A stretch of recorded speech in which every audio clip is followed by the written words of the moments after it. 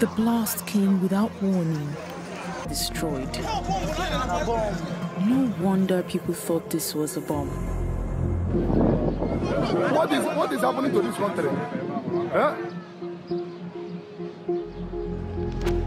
When the blast went off on the morning of Sunday, March 15th, almost 300 children were gathering for morning mass at Bethlehem Girls' College, just across the road.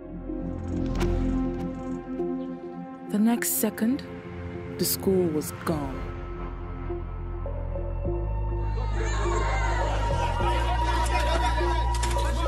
Miraculously, not a single girl died in the blast. But the school's principal, Sister Henrietta Aluka, was crushed to death as she tried to rescue her girls from the chapel. She was one of 23 people killed in this explosion, including this newlywed couple, Chisom and Emmanuel Uyamadu, who died along with their unborn child. As the dust settled and the fires were put out, the cause of the blast became clear. This was not a bomb. It was an explosion on a pipeline operated by the Nigerian National Petroleum Corporation, or NNPC, the country's state-owned oil firm. And the NNPC was quick to shift the blame onto others. It is very obvious that this explosion is handling companies. The blast, they told the press, was caused by a truck that hit some gas cylinders stacked near the pipeline. It's a story that absolves the NNPC of responsibility. A story that turns this blast into a tragic, unforeseeable accident. But is this story true?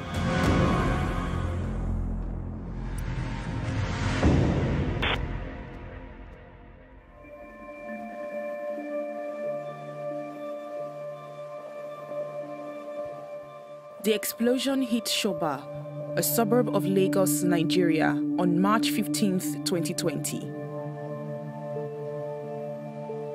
Almost 5 kilometers away, a video captured the exact moment of the blast. It's a live stream of a Sunday sermon. At 8:56, the pastor pauses as a shockwave reaches his church.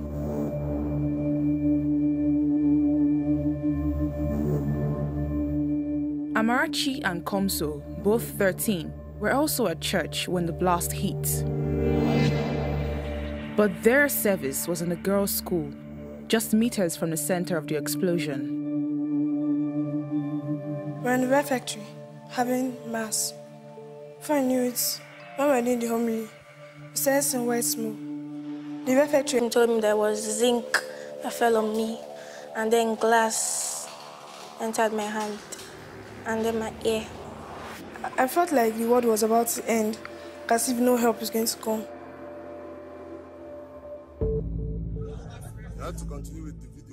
In the minutes that followed, everyone with a mobile phone began filming.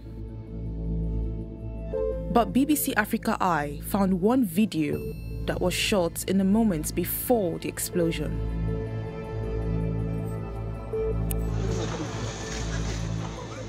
We tracked down the person who shot this clip, and using the metadata from her phone, confirmed that it was recorded at 8:51, 5 minutes before the blast. So what does it tell us? First, it shows that before anything had ignited, there was a major leak of vaporized liquid coming from a single source. It also gives us a precise location for that leak. This is the view captured on the girl's phone. We see the car park and the electricity pylon. If we move into Google Street View, we can see the roof line of a hostel belonging to the Bethlehem Girls' College. These details allow us to pinpoint the source of the leak. it was coming from behind the truck. Precisely here. So what was leaking? The NNPC's explanation was that the truck collided with gas cylinders stored at a gas processing plant located near their pipeline. So could this leak be coming from gas cylinders?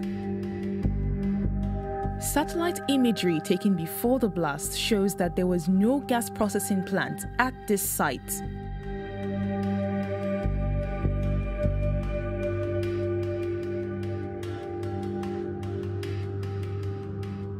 And this drone footage, shot less than 48 hours before the explosion, confirms that no gas cylinders were stored here.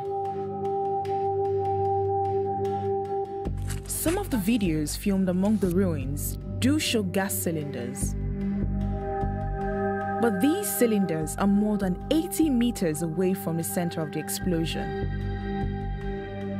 If they had been thrown this far by the force of the blast, they could not have all landed in the same place. But the most compelling evidence is in the video itself. We know that this clip was shot at 8:51 a.m., 5 minutes before the blast.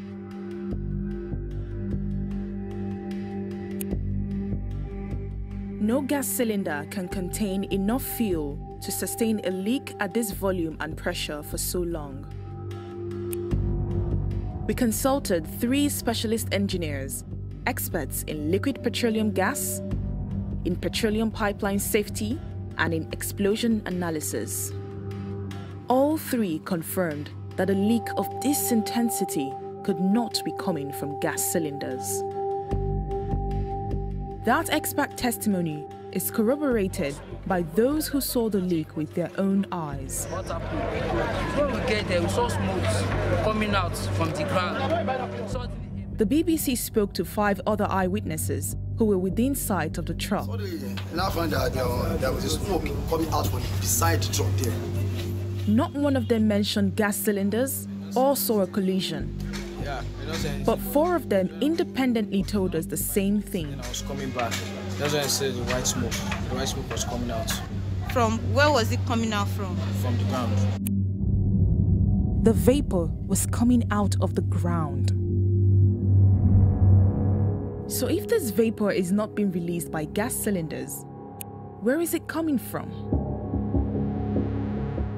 We already know that the leak was here, behind the truck. Drone footage shows us that the source of this leak became the center of the blast crater. And if we look at satellite imagery taken back in 2009, we see something else. This is the trench dug to contain the NNPC's petroleum pipeline. And that pipeline runs right through the source of the vapor leak. So what could have caused the pipe to break? Drone footage shows the truck that was burned out in the blast. It's an Iveco 190-38 that's unladen, weighs 8 tons. But on March 15th, this truck was fully loaded with rock and probably weighed more than 25 tons. It stopped here on the unsurfaced road, directly above the pipeline. At this same location, there's a dip in the land where rainwater has washed out some of the road's surface.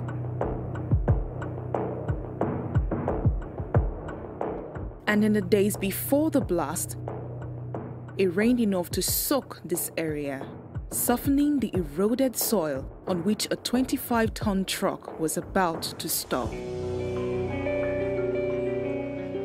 This explanation that a heavily laden truck stopped on an eroded, unsurfaced road, pressuring the pipeline to breaking point, is an account that matches the available evidence. That explains the relevance of the truck. That corresponds to the video showing a huge spray of vaporized fuel emerging directly above the pipeline in the minutes before the explosion. And that fits with the testimony of 5 eyewitnesses who told us that this spray of flammable liquid drifted downwind until it met the naked gas flame of a tea cellar on the side of the road. But it is not a story that exonerates the NNPC.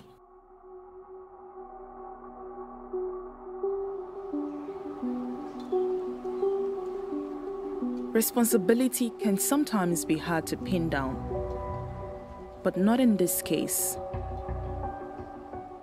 This is the webpage of the Nigerian Pipelines and Storage Company, NPSC, a subsidiary of the NNPC. It says in black and white that the maintenance and integrity of petroleum pipelines is the sole responsibility of NPSC. If we dig deeper, we find this.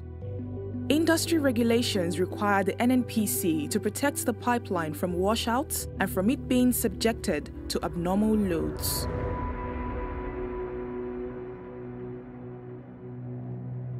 Despite these regulations and the fact that their fuel line ran through a densely populated neighborhood, right next to a school, the evidence says the NNPC did not adequately address the erosion of the road surface, did not sufficiently protect the pipe from the truck's load, and did not maintain the integrity of this pipeline.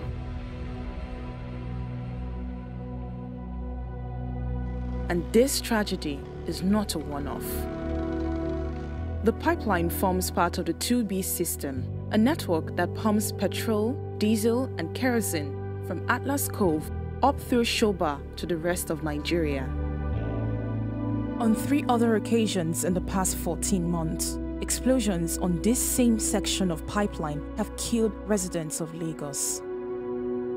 In Ijegun in July 2019, just 5 kilometers north of Shoba.